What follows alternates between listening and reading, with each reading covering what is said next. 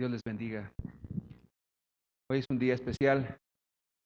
Todos los días que Jesús tiene para nosotros son especiales, porque sus misericordias son nuevas cada día. Vamos a hacer una oración, por favor. Padre, tú eres bueno, Señor. Tu misericordia se renueva día a día, Señor. Hoy, Jesús, tú nos quieres bendecir, como todos los días, de una manera especial. Nos quieres hablar, quieres tratar con nosotros, quieres cambiar cosas. Señor, a tu nombre queremos dar gloria en este día, Señor.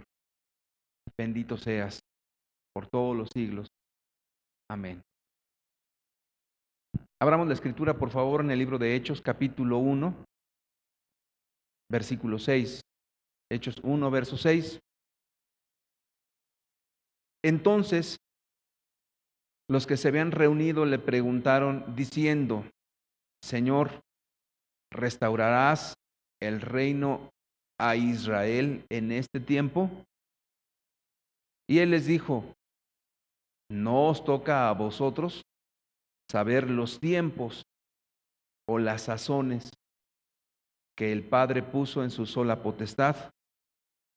Pero recibiréis poder cuando haya venido sobre vosotros el Espíritu Santo, y me seréis testigos en Jerusalén, en toda Judea, en Samaria y hasta lo último de la tierra.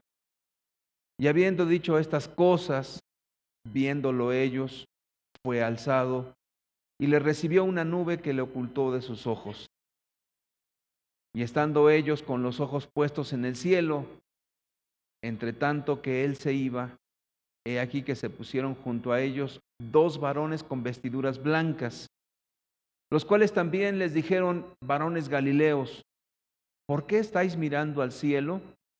Este mismo Jesús que ha sido tomado de vosotros al cielo, así vendrá como le habéis visto ir al cielo. Muchas verdades importantes en este pasaje. Este mismo Jesús que los discípulos vieron ascender al cielo, ese mismo Jesús vendrá otra vez a la tierra, específicamente allí en ese monte donde lo vieron ir al cielo. Pero los discípulos le están preguntando algunas cosas interesantes a Jesús, y ellos le están preguntando: ¿restaurarás el reino a Israel en este tiempo? El tema que estaban tratando, o el tema que estaban abriendo los discípulos, era tan interesante y tan profundo que Jesús les dijo: no les toca a vosotros saber los tiempos o las sazones que el Padre puso en su sola potestad. Y luego les dice: pero recibiréis poder cuando haya venido sobre vosotros el Espíritu Santo, y me seréis testigos en Judea, en Samaria y hasta lo último de la tierra. Es decir, que los temas que tienen que ver con la restauración de Israel, con los últimos tiempos, son importantes, pero entre tanto, la ocupación de la iglesia, de los cristianos, será ser llenos del Espíritu Santo para dar testimonio del Cordero, dar testimonio de Jesús, predicar el Evangelio a toda criatura. Esa es la función de la iglesia. Por eso es importante que entendamos que entre tanto estamos tratando los temas de la restauración de Israel y todos los tiempos, la iglesia tiene que estar ocupada en servir a Dios, en ser llena del Espíritu y llevar el bendito Evangelio, el Evangelio eterno a toda criatura, a todas las naciones. Vamos a ver un video que me pareció interesante. Este video salió originalmente en inglés ya hace algunos años. Hemos extractado algunas partes. Ahora, no le recomendamos el video, es muy malo, muy malo, pero lo queremos tomar como punto referente para entender que muchas de las cuestiones del Apocalipsis tienen que ver con esas figuras, con cuestiones alegóricas, y al final usted queda exactamente igual como empezó, diciendo: no entendí gran cosa. Vamos a ver el video, por favor.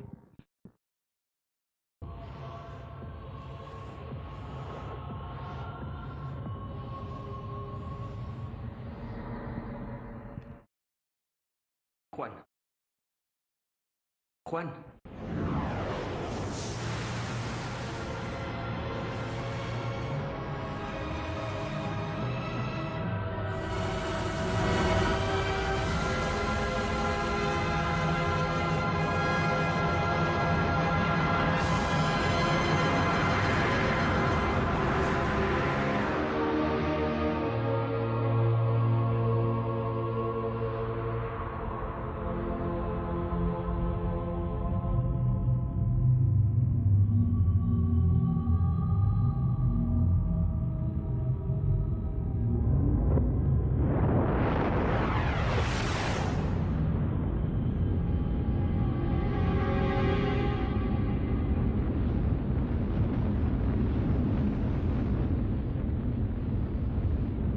Lo que ves, escríbelo en un libro y envíalo a las 7 iglesias de Asia.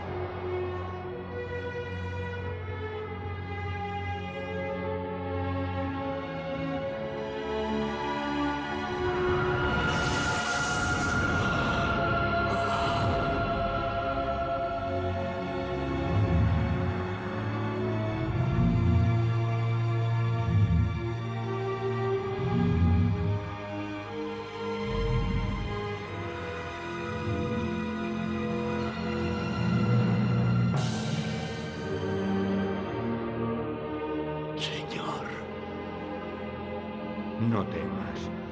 Yo soy Alfa y Omega, el primero y el último. Soy el que vive. Estuve muerto, pero ahora vivo por los siglos de los siglos. Y tengo las llaves de la muerte y de su reino. Escribe las cosas que te enseñaré. Son mensajes para todas las iglesias. Ven, te mostraré las cosas que han de pasar en el futuro.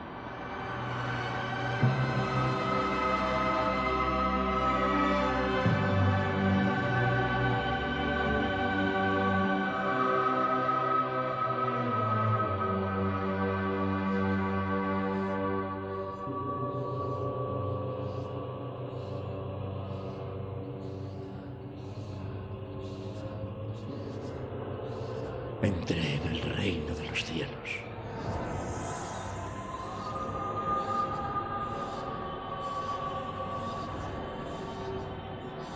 Había 24 ancianos, vestidos con túnicas blancas, con coronas doradas en sus cabezas, y 4 seres vivientes. Alabad al Señor, fuego y llamas.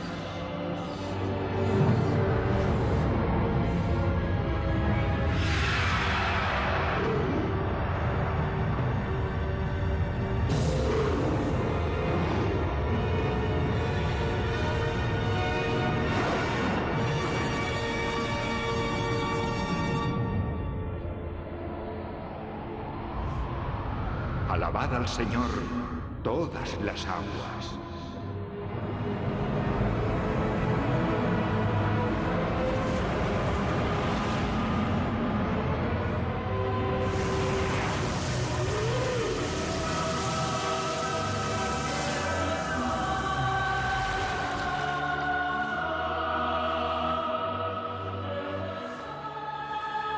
Que la tierra alabe al Señor.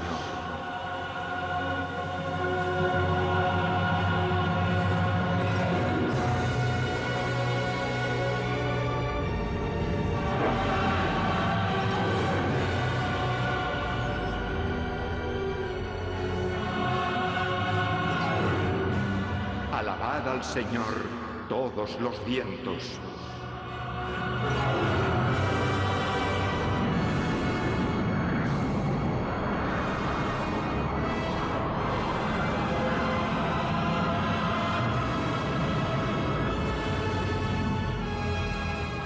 Alabado seas en toda tu gloria, oh Señor, pues vos creasteis todas las cosas.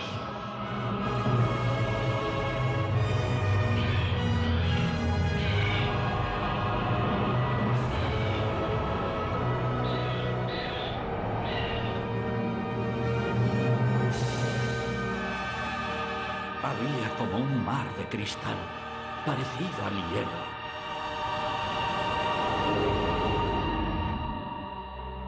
Contemplé un sitial suspendido en el cielo, y sobre el sitial había un documento escrito por los dos lados, cerrado con 7 sellos.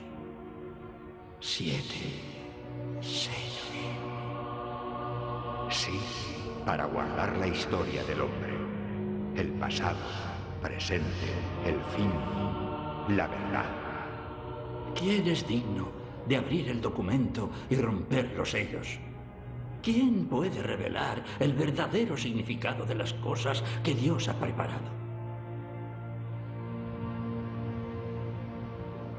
Nadie en el cielo, ni en la tierra, ni debajo de la tierra, puede abrir el documento y leerlo. Nadie es digno.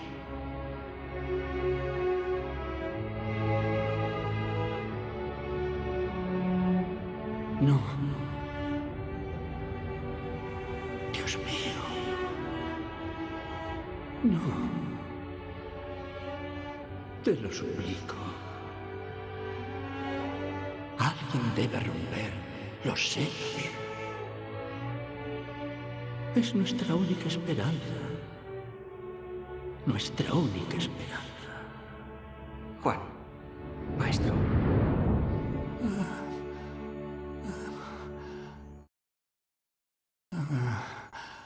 Señor, soy el último de los apóstoles vivo, pero me mantenéis aquí, como si esta fuera mi tumba. Ah, Señor, vos me revelasteis vuestra única verdad,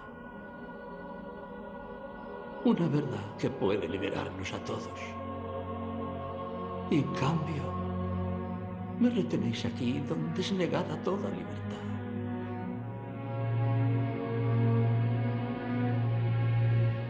¿No me llamasteis para conducir a mis hermanos hasta vuestro reino? Entonces, ¿por qué piensan que les he abandonado? Están perdidos, Señor. Perdónalos. Solo son humanos. Y yo solo soy un humano. Perdónalos a todos.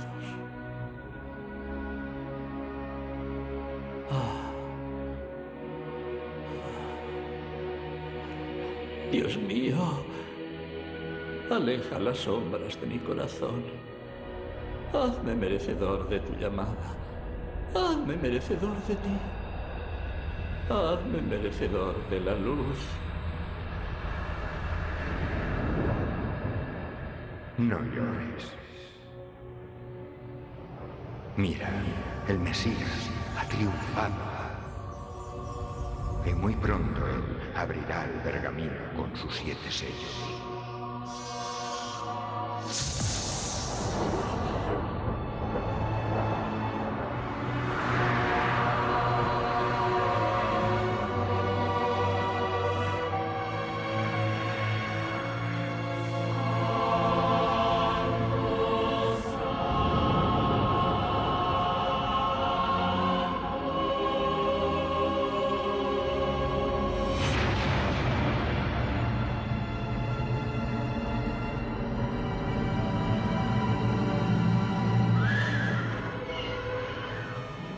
Ven, avanza triunfante, para triunfar una vez más.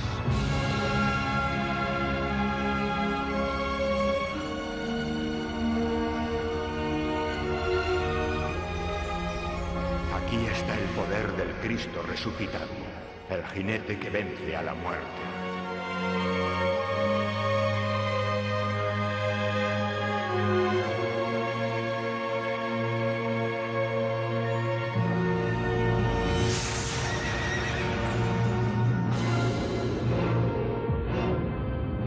Ven, elimina la paz de la tierra. ¿Quién era ese? Era la guerra. Él es quien hace que los pueblos se maten unos a otros. ¿Cómo puede tener ese poder? Para que ellos sepan a dónde llevan los senderos del hombre.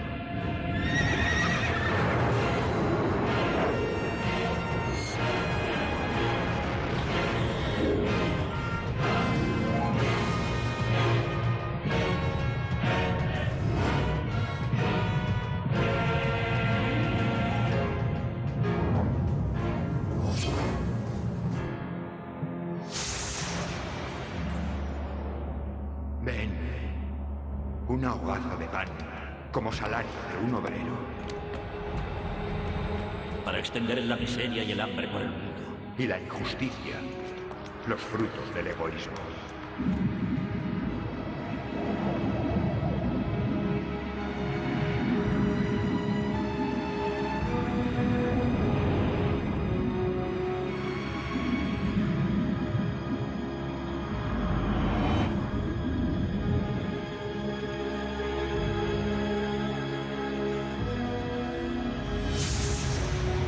Ven, ahora el peor azote de todos. ¿Cuál es su poder? Su poder es el más aterrador. El poder de la muerte, para recordar al mundo que solo en Dios hay vida. Para que el hombre vuelva de nuevo a su seno y le adore.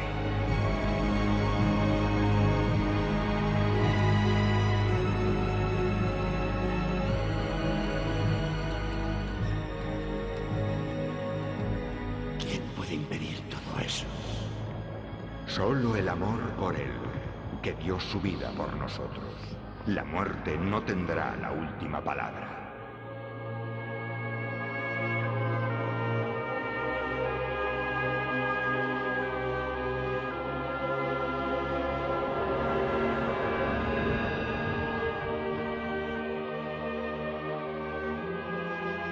Aquel que crea tendrá la vida eterna.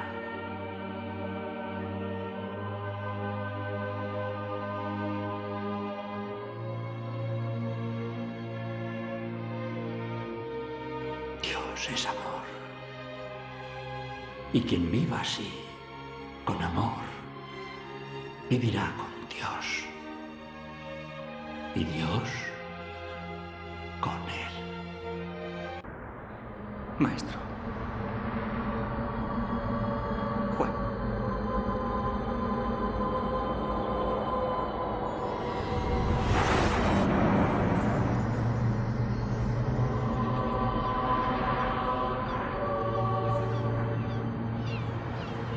Bienaventurados los pobres, porque suyo será el reino de Dios.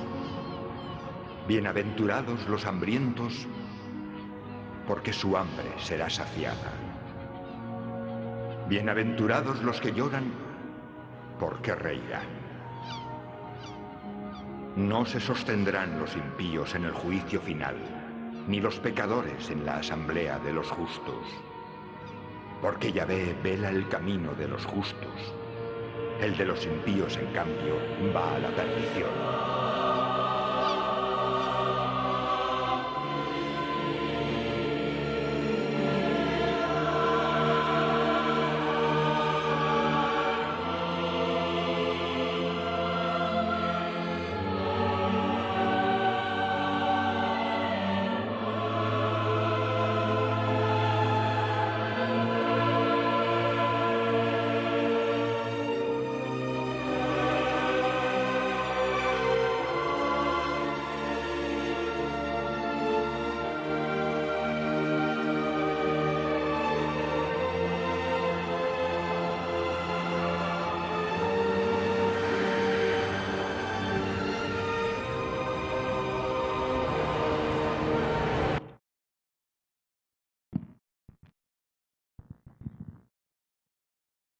Muy bien.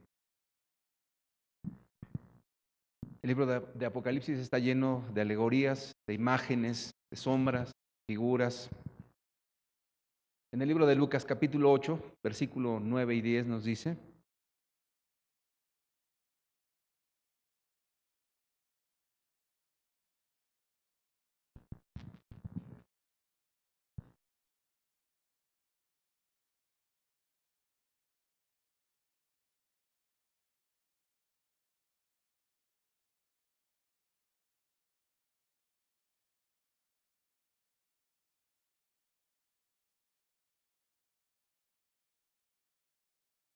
doy lectura. Lucas 8, verso 9 y 10. Y sus discípulos le preguntaron diciendo: ¿qué significa esta parábola? Está refiriendo a la parábola del sembrador.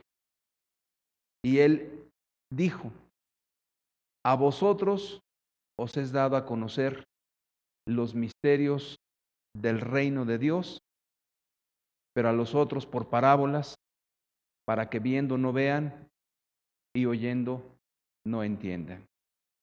No sé si pudieran poner el texto de favor. Está en la presentación. Vuelvo a leer otra vez. Y sus discípulos le preguntaron diciendo: ¿qué significa esta parábola? Y él dijo: a vosotros os es dado a conocer los misterios del reino de Dios, pero a los otros por parábolas, para que viendo no vean y oyendo no entiendan. Es decir, que cuando Jesús estaba hablando por parábolas, cuando Jesús estaba mostrando los misterios del reino de los cielos, estaba hablando de diferentes maneras, en cuestiones alegóricas, en cuestiones metafóricas. Y entonces los mismos discípulos le preguntan: Señor, ¿pero qué quieres decir con todo esto? Y entonces Jesús les dice con toda claridad: para la gente en común les he hablado en alegorías, en metáforas, para que viendo no vean y oyendo no oigan. Y entonces la pregunta sería: ¿será que Dios no quiere dar a mostrar los secretos del reino de los cielos? Claro que lo quiero hacer. Entonces, ¿cuál es la contradicción? Dios revela todas las cosas a aquellos que han entregado su vida a Él y que tienen una vida escondida con Cristo Jesús.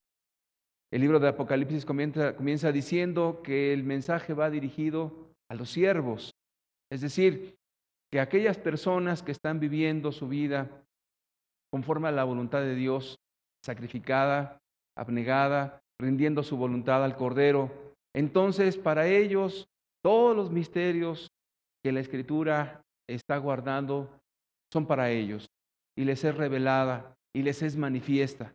De tal suerte, pues, que para una persona cristiana el leer la Escritura, el leer el Apocalipsis es una grande bendición.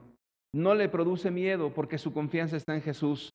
No tiene angustia por lo que va a venir porque Dios está con él todos los días hasta el fin del mundo. No tiene preocupación, no tiene ninguna cuestión de expectativas de qué va a pasar, cuándo va a pasar, por qué va a pasar y los miedos que comúnmente vienen a las personas por lo desconocido, por todas las situaciones tan difíciles que van a acontecer, sino que la persona está confiada en Dios porque está sirviéndole con todo su corazón.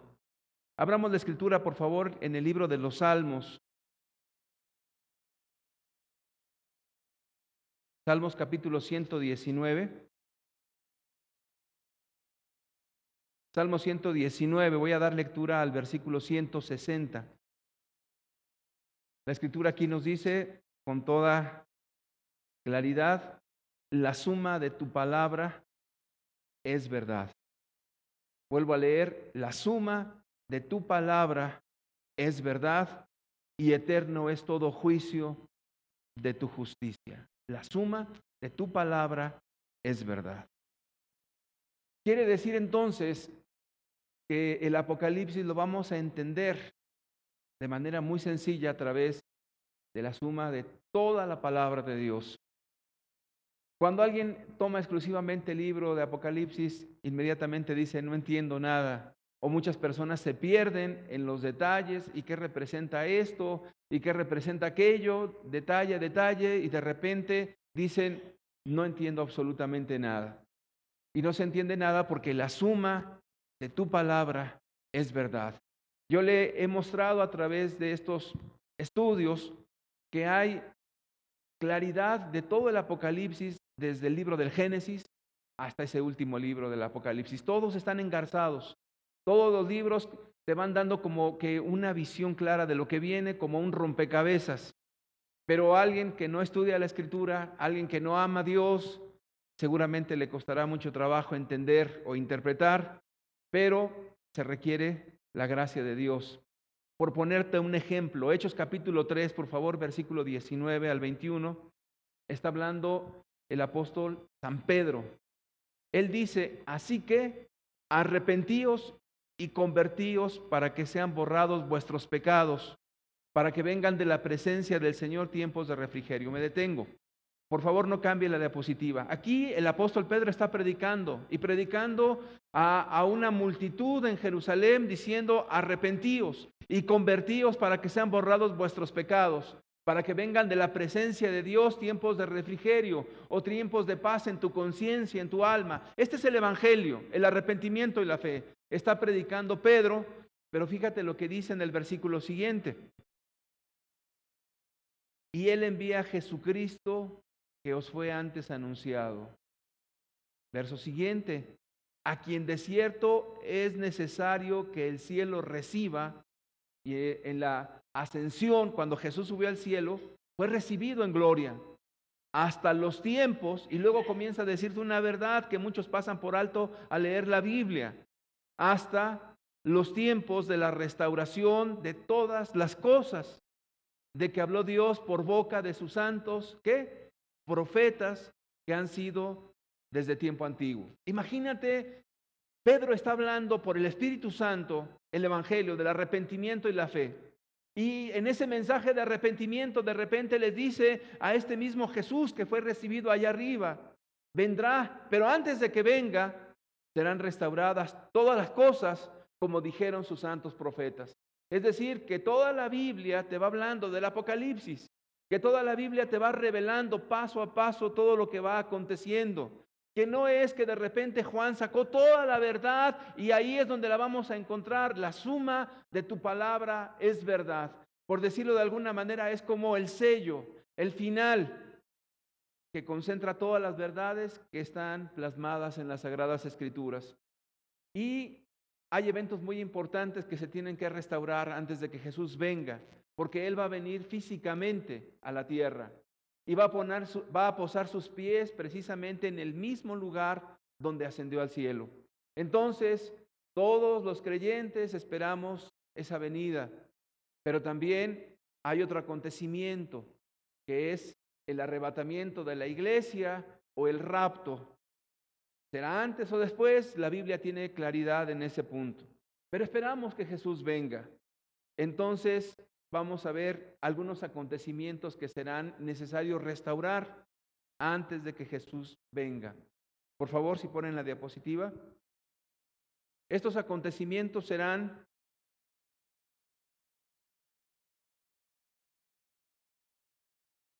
nos está fallando la señal seguramente, ahí está.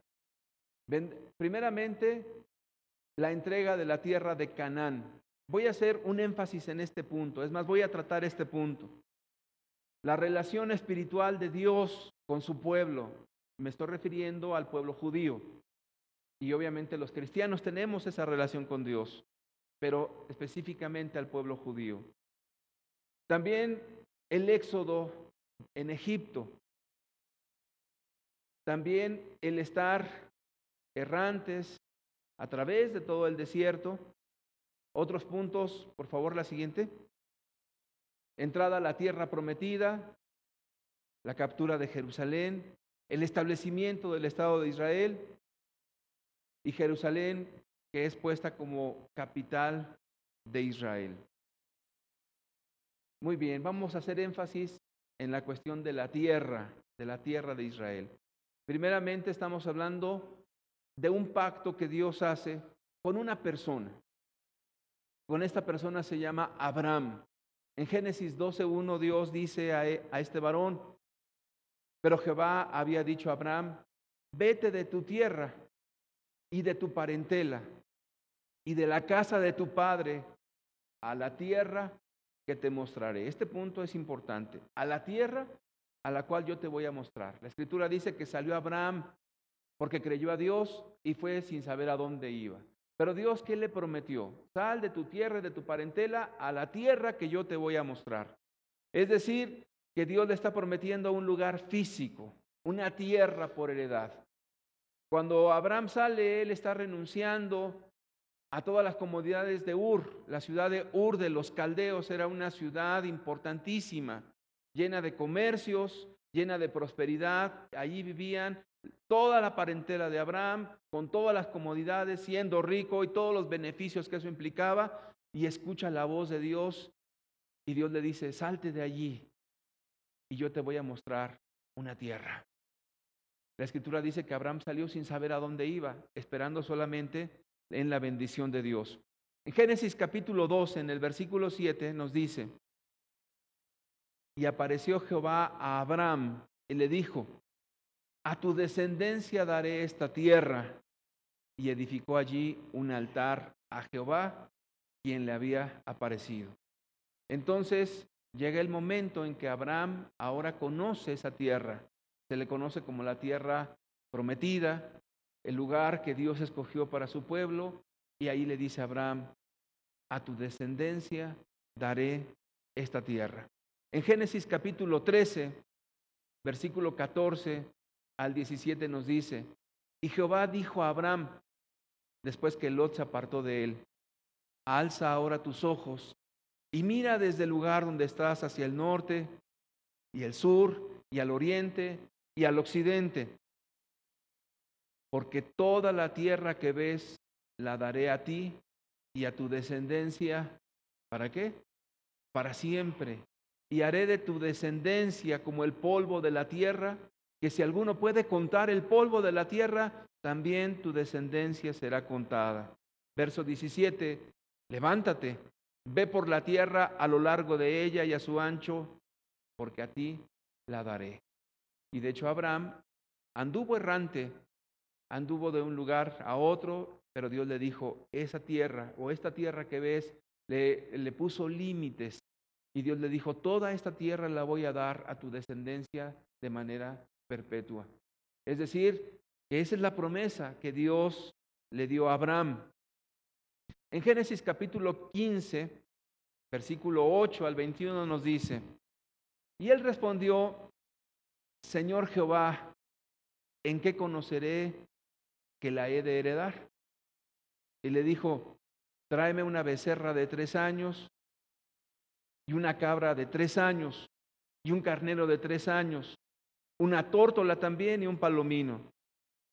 Y tomó él todo esto y los partió por la mitad y puso cada mitad una enfrente de la otra, mas no partió las aves. Y descendían aves de rapiña sobre los cuerpos muertos y Abraham las ahuyentaba.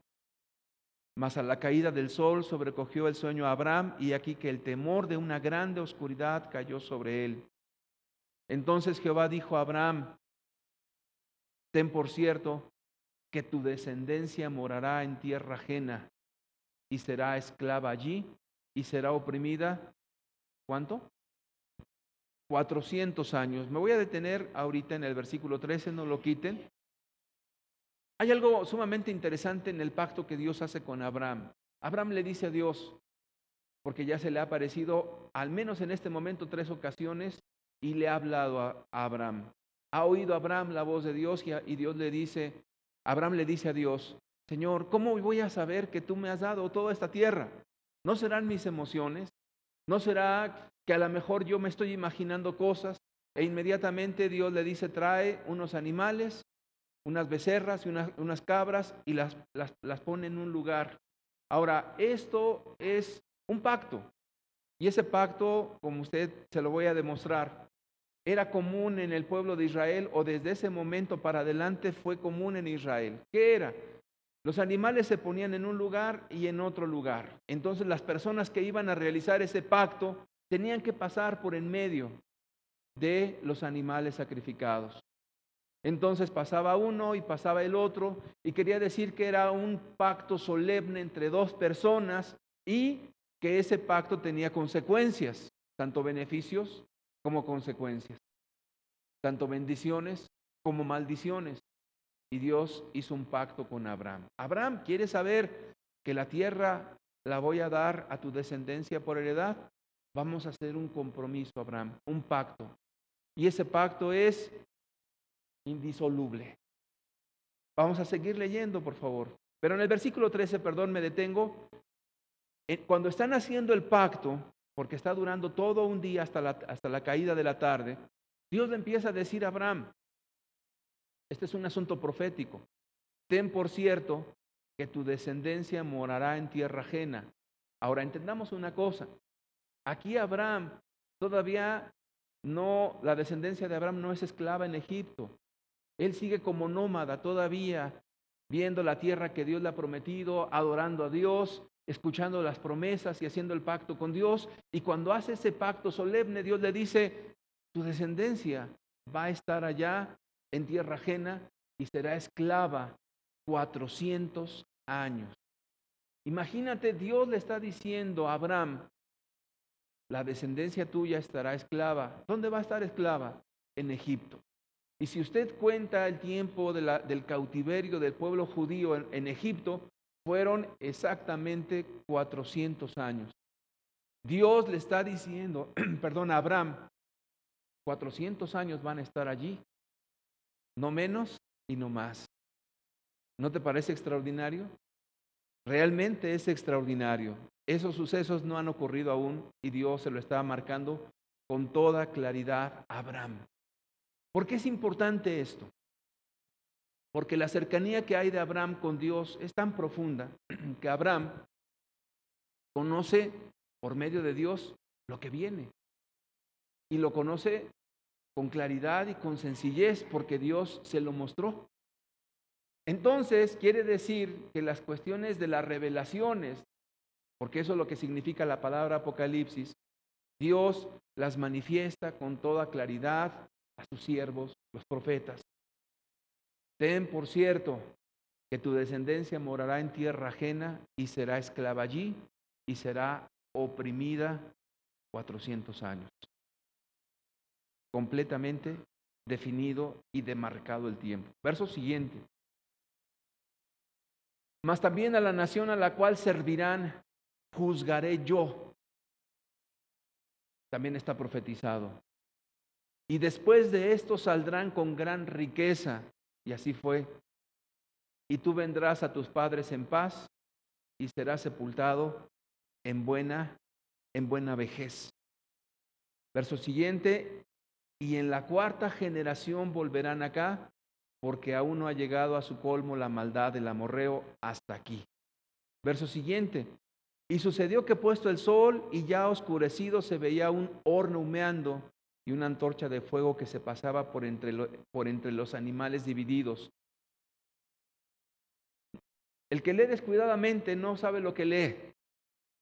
Cuando salió el pueblo de Egipto, dice que una columna de fuego iba por delante del pueblo de Israel. ¿Qué era esa columna de fuego? La presencia de Dios. Dios guiando, Dios yendo al frente de su pueblo. ¿Cómo se está cerrando ese pacto? Y ya oscurecido se veía un horno humeando y una antorcha de fuego que se paseaba por entre los animales divididos.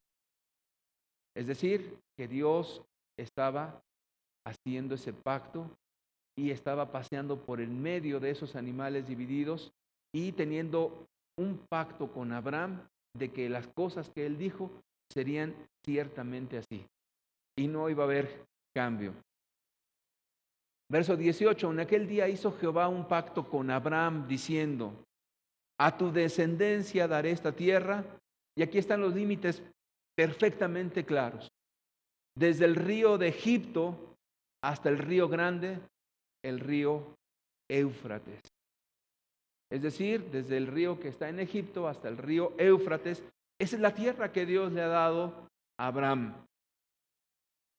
y comienza a describir 10 ciudades, 10 tribus o 10 ciudades de las cuales tenían que conquistar y tenían que pelear por esa tierra. La tierra de los eneos, 1, la de los eneseos, 2, los cadmoneos, 3, los eteos, 4, los fereceos, 5, los refaitas, 6, los amorreos, los cananeos, los gergeseos y los jebuseos. 10 naciones que habían ocupado esa tierra, los israelitas tenían que conquistarla y pelear con ellos para obtener esa tierra. Entonces vemos que el pacto de Dios es tan claro, pero tan claro, que no hay ambigüedades. Dios le dice a Abraham, esa tierra va a ser tuya. Y le dice, desde aquí, desde el río de Egipto hasta el río Éufrates, esa tierra será para ti, para tu descendencia. Y entonces se confirma ese pacto y Dios le dice, 400 años será oprimida tu descendencia en esa nación de Egipto, 400 años. Y después saldrán con gran poder y yo juzgaré a esa nación. Dios lo dijo con toda claridad antes de que todo eso ocurriera. Y también le dice, y van a conquistar esta, y esta, y esta, y esta. 10 ciudades completas. Qué interesante, ¿no le parece? Porque todo lo que estamos viendo de la historia del pueblo de Dios está claramente definida y esculpida en la mano de Dios. Detalle tras detalle. Ahora, lo interesante de esto es que eso no había ocurrido. Y Abraham sabía perfectamente todo lo que venía. Abraham representa la fe, el pueblo de Dios, nos representa a usted y a mí.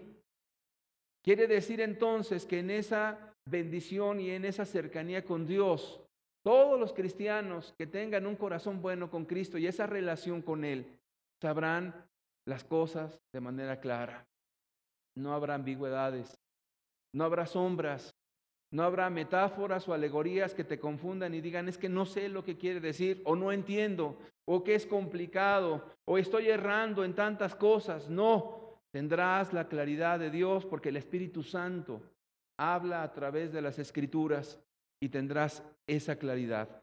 Abraham tuvo esa claridad. Todos los acontecimientos de su descendencia, por cuanto eran los propósitos y los planes de Dios.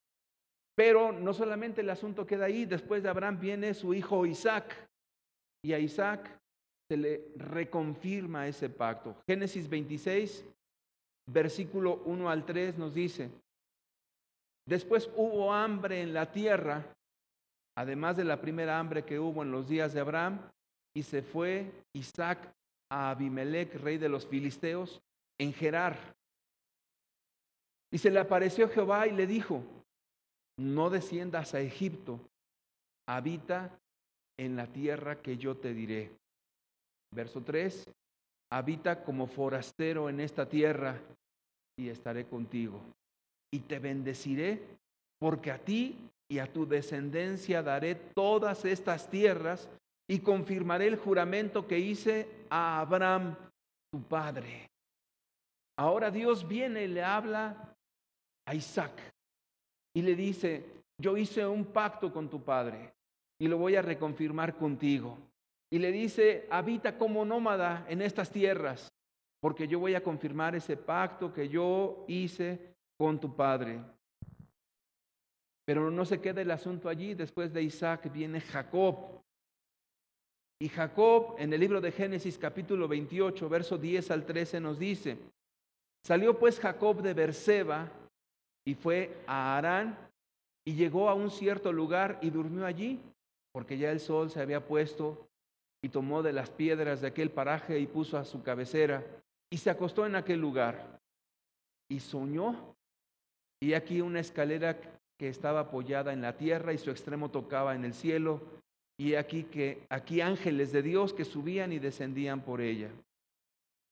Y he aquí Jehová estaba en lo alto de ella, el cual dijo, yo soy Jehová, el Dios de Abraham, tu padre, y el Dios de Isaac. La tierra en que estás acostado te la daré a ti y a tu descendencia. Dios le habla a Abraham, a Isaac y a Jacob. Y hay un propósito. El propósito es heredar la tierra que Dios ha prometido. Y esa tierra después la tienen que tomar. La toman a través de un hombre valiente llamado Josué. Y comienzan a tomar la tierra por heredad, a combatir las tribus, a combatir los pueblos guerreros, a conquistar ciudades amuralladas. Todo eso viene registrado en la Escritura, pero el asunto es la tierra, el lugar que Dios ha prometido. No es donde se les ocurrió, no es donde ellos quisieron, es donde Dios delimitó. Ahora, cuando usted comienza a oír las noticias de Medio Oriente y comienza usted a escuchar todos los conflictos que hay por ese pedazo de tierra, y entonces por ahí mucha gente comienza a decir, bueno, ¿qué de fácil es? La tierra es muy grande, el mundo es muy grande, ¿por qué mejor no se van los judíos, por ejemplo, a un lugar remoto, a un país no tan ocupado o lo que fuere? Es que si eso ocurre, entonces todo lo que dice la Escritura no es verdad. Porque desde el principio, desde el primer libro de la Escritura, el Génesis, Dios prometió a la nación de Israel esa tierra. Punto. Ahora, como es algo que Dios ha establecido, esa tierra le pertenece a los judíos. Los musulmanes no van a dejar de insistir en que esa tierra les pertenece. Y la historia nos habla de Ismael, de un hijo de Abraham también, pero de una mujer que le servía, de Agar. Ciertamente también es descendencia de Abraham, pero la promesa está clara: Abraham, Isaac y a Jacob. ¿Sí entiendes por qué hay tanta pugna y por qué el pueblo de Israel está peleando y queriendo asentarse en las tierras que Dios les ha prometido? ¿Cuál es el propósito? ¿No te has puesto a pensar un solo momento? Quiero decirte que el propósito es que el Rey de Reyes y Señor de Señores gobernará en Israel. Él será quien gobierne, y antes de eso van a ocurrir muchos acontecimientos, pero todo el drama final, todas las cosas que tienen que ver con las cuestiones finales van a ocurrir allí en esa tierra. Y tiene que ver precisamente con la conquista. Entonces ellos llegan y se logran establecer. Y establecen la ciudad, comienzan a poner el lugar de Jerusalén como capital, ponen ahí su templo, el templo que construyó Salomón, y comienzan a hacer los sacrificios que Dios les ordena y comienzan a recibir la bendición de Dios. Y entonces, cuando ellos obedecen los mandamientos y preceptos de Dios, comienzan a ser bendecidos y multiplicados en su tierra. Pero también cuando se apartan del pacto de Dios y de sus ordenanzas, Dios también los dispersa. Entonces hay una dispersión. La primera dispersión es en Babilonia. Vamos a leer Jeremías capítulo 29, por favor, versículo 10. Porque así dijo Jehová: cuando en Babilonia se cumplan los 70 años, yo os visitaré y despertaré sobre vosotros mi buena palabra para haceros volver a este lugar. La dispersión, Dios le puso un tiempo. Cuando fueron cautivos en Babilonia, el tiempo que Dios les determinó fueron 70 años. No menos, no más. Cuando Jeremías está hablando, Jeremías está profetizando a los judíos y les está diciendo: mejor entréguense, no peleen con los babilonios, los van a acabar, los van a destruir. Esto es por parte de Dios.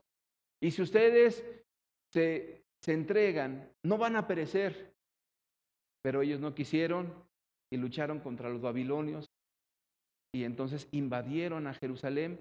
Y cuando tú lees el libro de las Lamentaciones de Jeremías, te das cuenta que todos los horrores que ocurrieron en Jerusalén, de cómo violaban a las mujeres, de cómo estrellaban a los niños en las piedras y no tuvieron compasión de los judíos y los masacraron. 70 años. Lo interesante de esto es que Jeremías, un profeta de Dios, ya lo había visto. Ya había visto que iban a ir a Babilonia. Y también ya había profetizado que iban a quedar allí 70 años. Y también profetizó que iban a regresar a su tierra. Quiere decir que cada acontecimiento que viene, los profetas de Dios están claramente entendidos por boca de Dios de todo lo que vendrá. Pero déjame decirte que esto es maravilloso, porque en la reunión antepasada hablamos de que Jesús dijo que cuando vean los ejércitos rodeando a la ciudad santa, huyan. El que esté en el campo no descienda a la ciudad. Y quiero decirte que esa profecía se cumplió en el año 70 con el general Vespasiano, el emperador romano.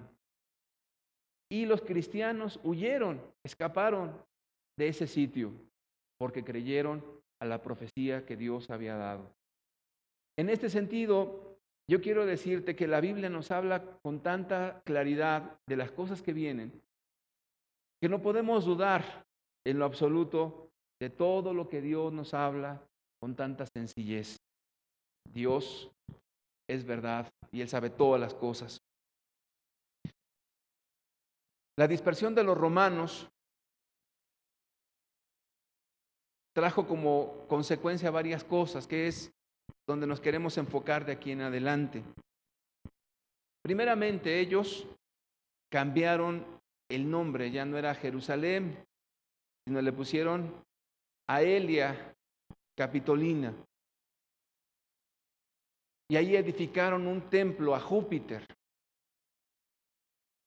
Cuando eso ocurrió, se levantó un hombre llamado Simón Bar Kochba, pero estuvo él luchando durante 3 años y medio y finalmente lo sometieron. Esto es historia. A la tierra, los romanos la llamaron Siria Palestina. Cuando usted lee los libros de historia, usted encontrará esa palabra Palestina.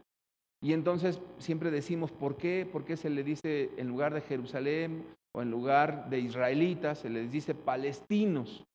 Bueno, porque los romanos cambiaron el nombre cuando tomaron la ciudad santa y le pusieron Siria Palestina.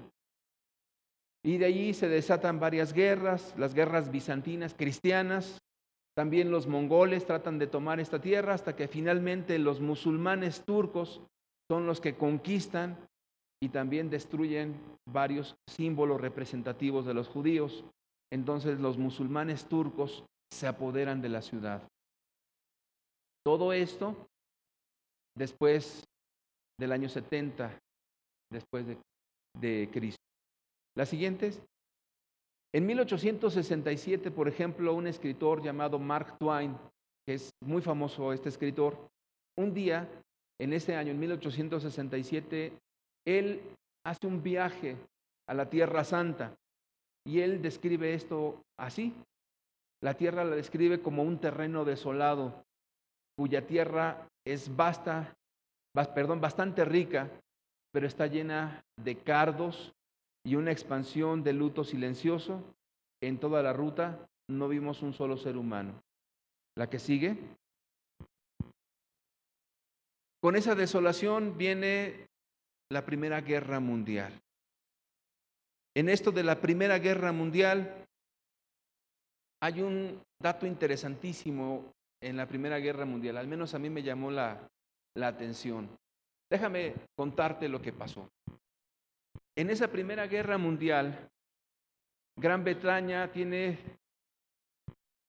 un lugar importante en esa guerra, pero la pólvora que es indispensable para hacer las balas, las municiones y todo lo que eran los proyectiles, tenía un ingrediente que se llama la cordita. Los que se dedican a hacer fuegos artificiales sabrán esto que le estoy diciendo. Este ingrediente es indispensable. Para aquel entonces, en la Primera Guerra Mundial, el único productor de cordita era Alemania. Entonces, Gran Bretaña tenía que importar y comprar a Alemania esa cordita. Pero se acaba. De repente en la guerra se terminó. Gran Bretaña no era productor de esto. ¿Y sabe qué es lo que pasa?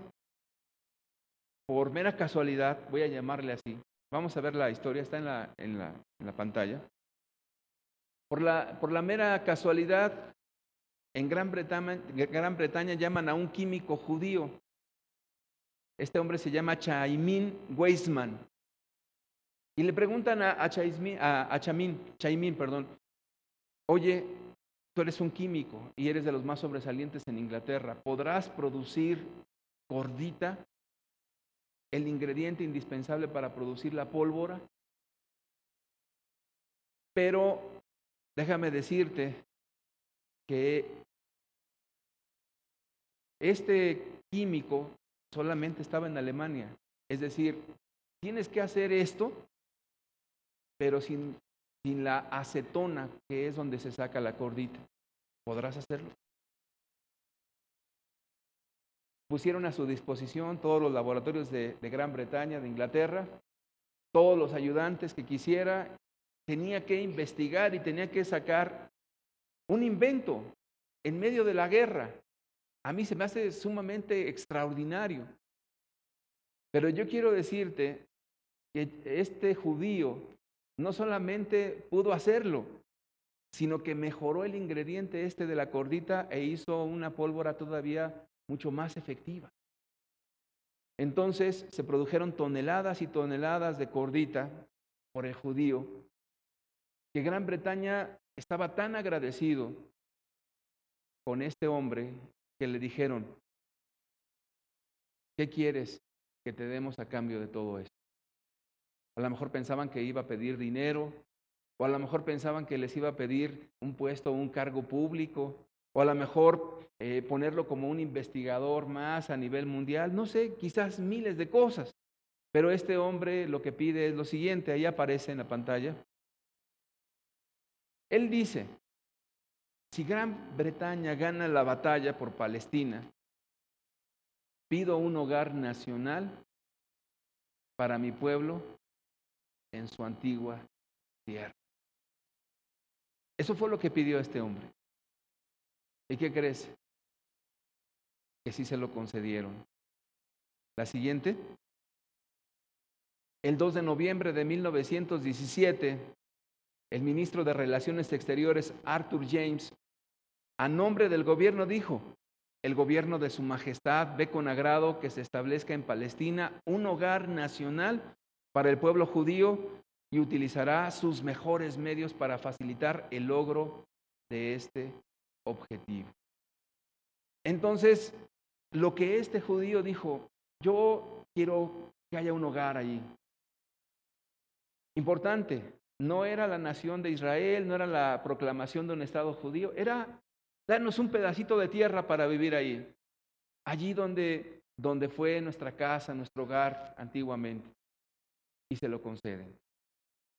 Entonces la historia nos relata que con el paso del tiempo los musulmanes se fueron encima de Gran Bretaña y comenzaron a amedrentarlos de tal manera que sacaron un decreto en Gran Bretaña que solamente 1,500 judíos podían ingresar cada mes a la tierra, no más allá de eso. Pero ¿sabes qué es lo que estaba pasando? Hay algunos documentales bien interesantes.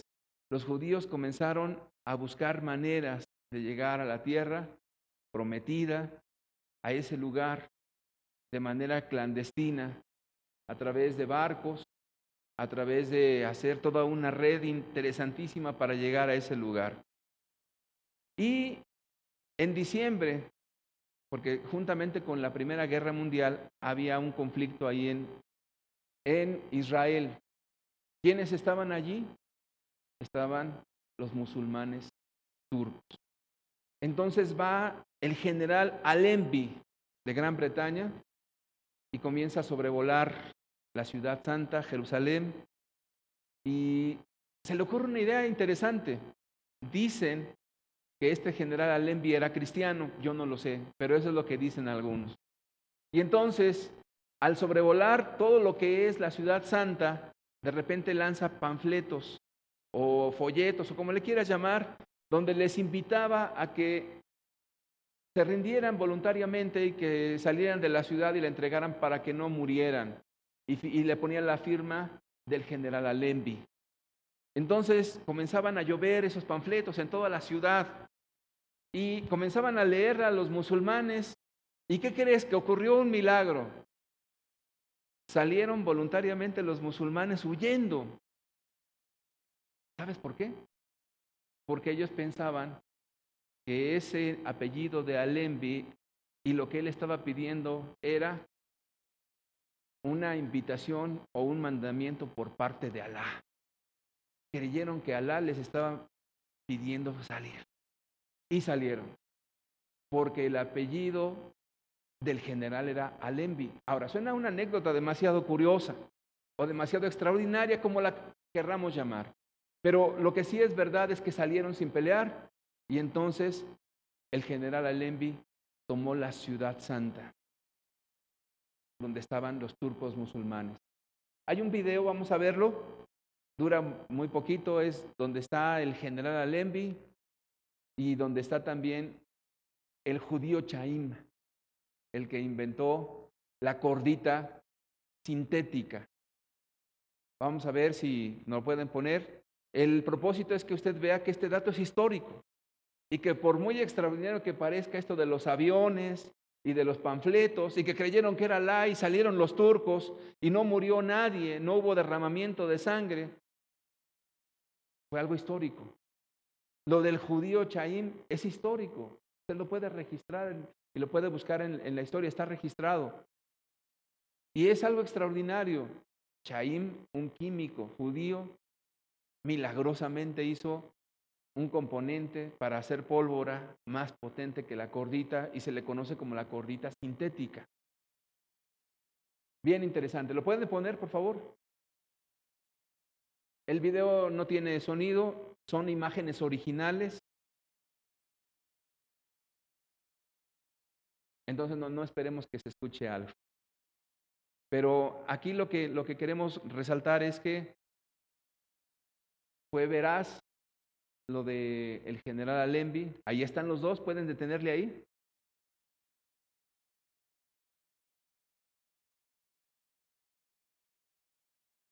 Vamos a ver.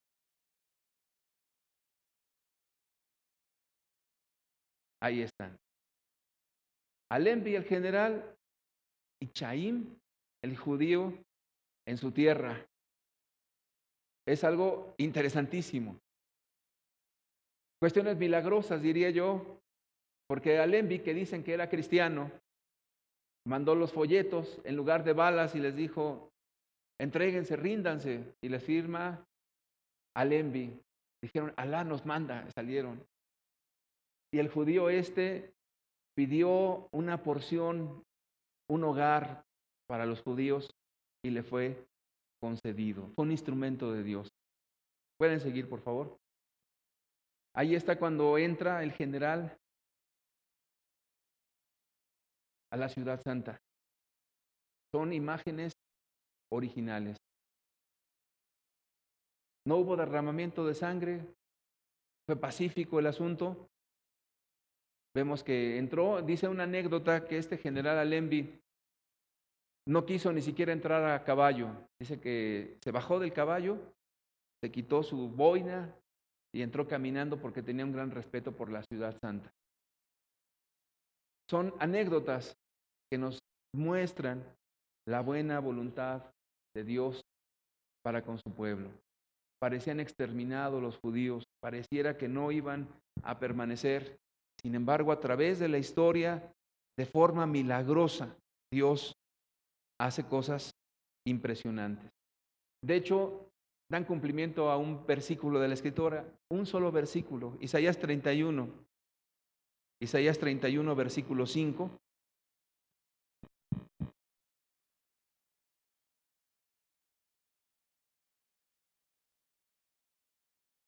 A mí ya se me apagó mi monitor.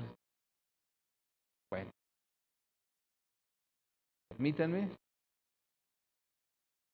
Isaías 31, verso 5 nos dice: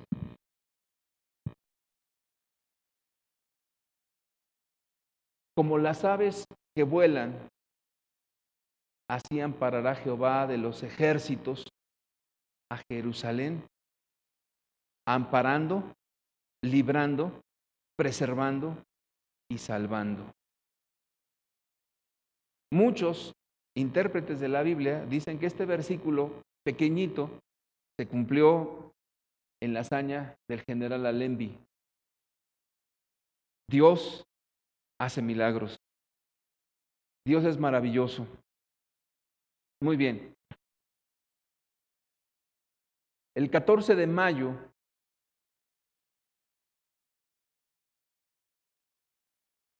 ¿ya apareció allá? Yo aquí ya no veo nada, estoy a ciegas.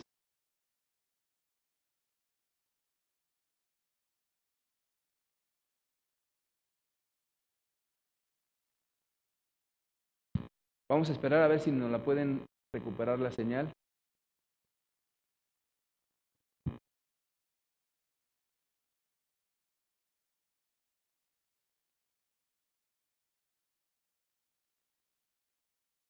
Bien, si no, no se preocupen. El 14 de mayo de 1947 es proclamado, 48, perdón, el Estado de Israel, la nación de Israel, en cumplimiento a una profecía que está claramente definida en la Escritura. Ahora,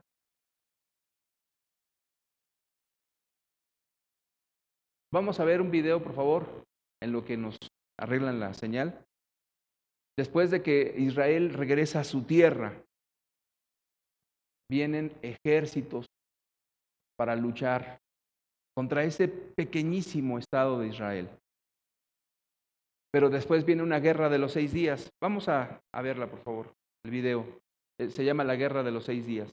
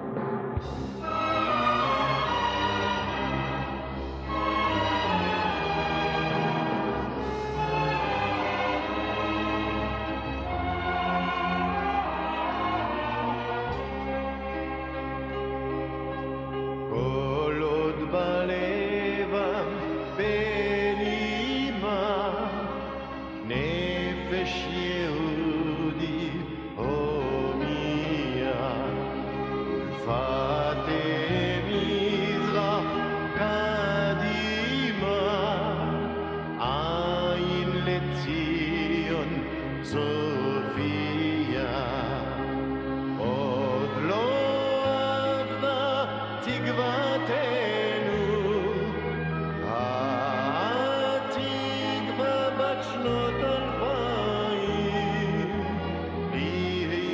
חופשי בארצנו, ארץ ציון ירושלים. להיות עם חופשי בארצנו, ארץ ציון ירושלים.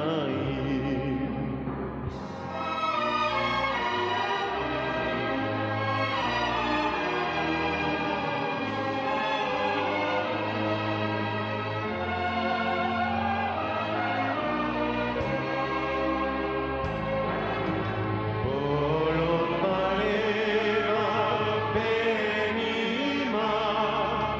נפש יהודי הומייה, ולפתי מזרח קדימה. ¿Pueden poner por favor la lámina donde Israel va aumentando su territorio?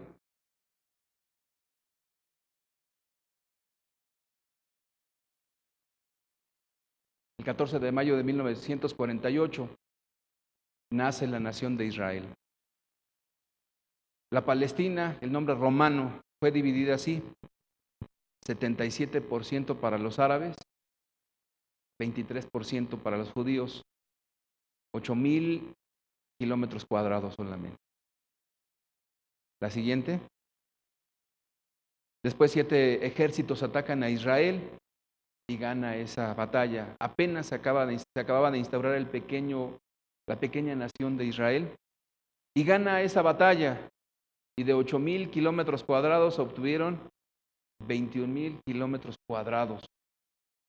Después viene la Guerra de los 6 días, la que acabamos de ver, que fue el 5 de junio de 1967, y en este caso Israel fue el que inicia el ataque, y de 21,000 kilómetros cuadrados pasó a tener 67,000 kilómetros cuadrados. Para el año de 1973, los ejércitos árabes equipados por los soviéticos en el Yom Kippur o en el Día de la Expiación Judía atacaron por sorpresa a Israel y ganan también. Y de 67,000 kilómetros cuadrados obtuvieron 88,000 kilómetros cuadrados. La siguiente. La promesa es: del río de Egipto hasta el Líbano, solo se interpone un país, Siria. Si usted lee las noticias por ahí recientes, parece que hay conflictos con Siria, ¿verdad?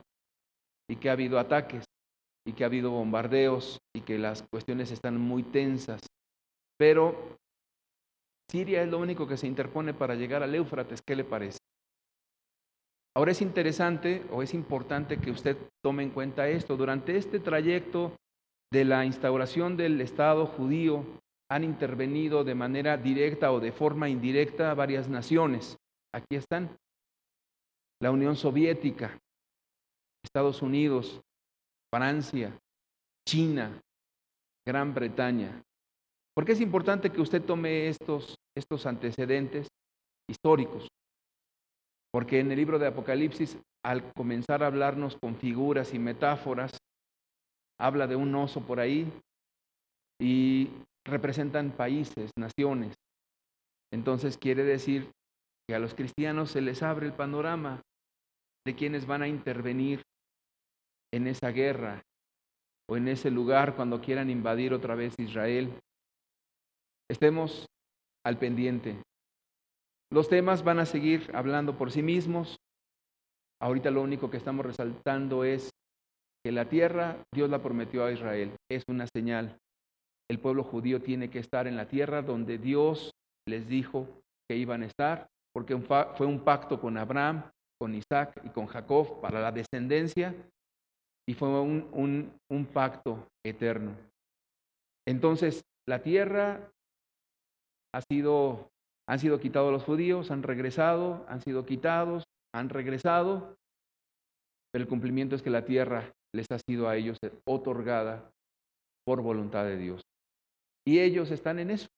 Ahora, los judíos tienen claro las promesas de Dios para su nación y están luchando por los territorios, En algún momento los líderes musulmanes dijeron, bueno, vamos a hacer la paz, pero si tú cedes territorio, ¿cómo se puede hacer la paz quebrantando el pacto con Dios? No se puede. Entonces, por eso el conflicto de Medio Oriente no es un conflicto de cuestiones políticas, de voluntades de líderes. Es un asunto más allá.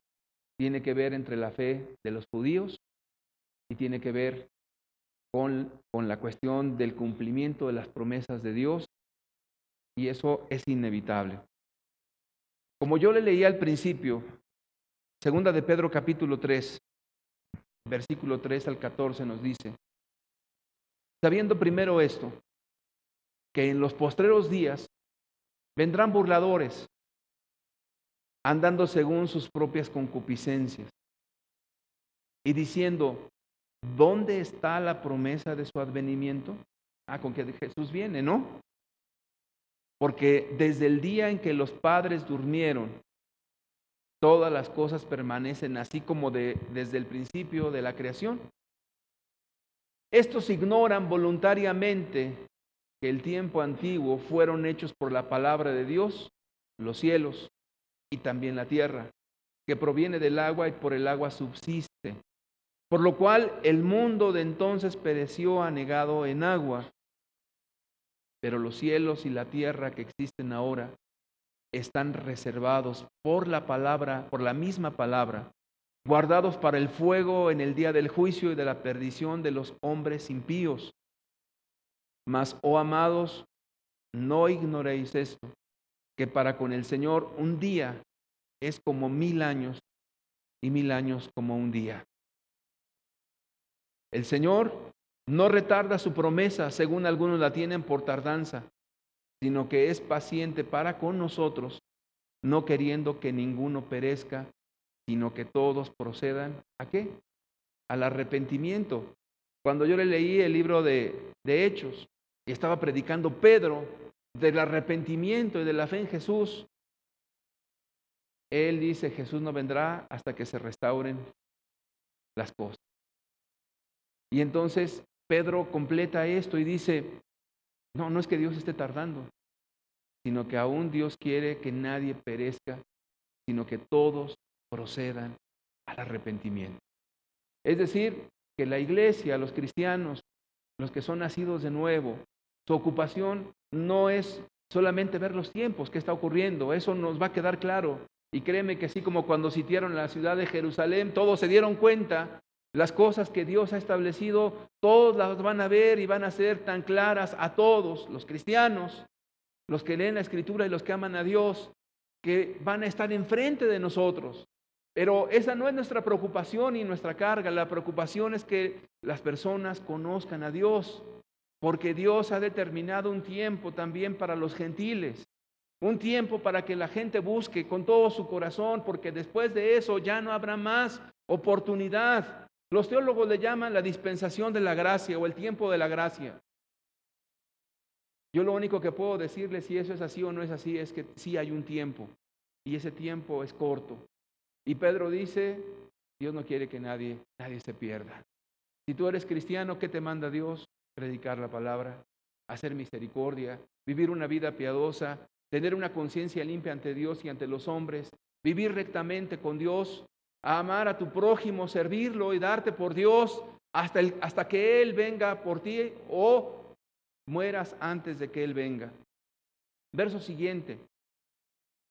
Pero el día del Señor vendrá, como dice ahí, como ladrón en la noche, en el cual los cielos pasarán con gran estruendo y los elementos ardiendo serán deshechos, y la tierra y las obras que en ella hay serán quemadas. Puesto que todas estas cosas han de ser deshechas, ¿cómo no debéis vosotros andar en santa y piadosa manera de vivir? Esperando y apresurándoos para la venida del día de Dios, en el cual los cielos encendiéndose serán deshechos y los elementos siendo quemados se fundirán. Pero nosotros esperamos según sus promesas según sus promesas, lo que estamos viendo, cielos nuevos y tierra nueva en los cuales mora la justicia. Verso siguiente, por lo cual, oh amados, estando en espera de estas cosas, procurad con diligencia ser hallados por Él, por Jesús, por Dios, sin mancha e irreprensibles en paz. ¿Qué les toca a los cristianos? Amar, servir, apresurar su obra. ¿Qué le toca a usted que no es cristiano? Buscar a Dios urgentemente, arrepentirse. Arrepentirse con todo su corazón, porque todo lo que la Biblia ha profetizado tan exactamente se ha cumplido, que créame, es impresionante. Nadie podría hacer eso. Nadie podría decir van a estar cautivos 400 años y después de eso van a salir. Nadie pudiera decir van a estar en Babilonia 70 años y después de eso van a regresar a su tierra. Dios ha determinado todas las cosas y están tan claras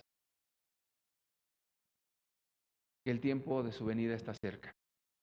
Próximo domingo seguiremos con el tema. Vamos a hacer una oración.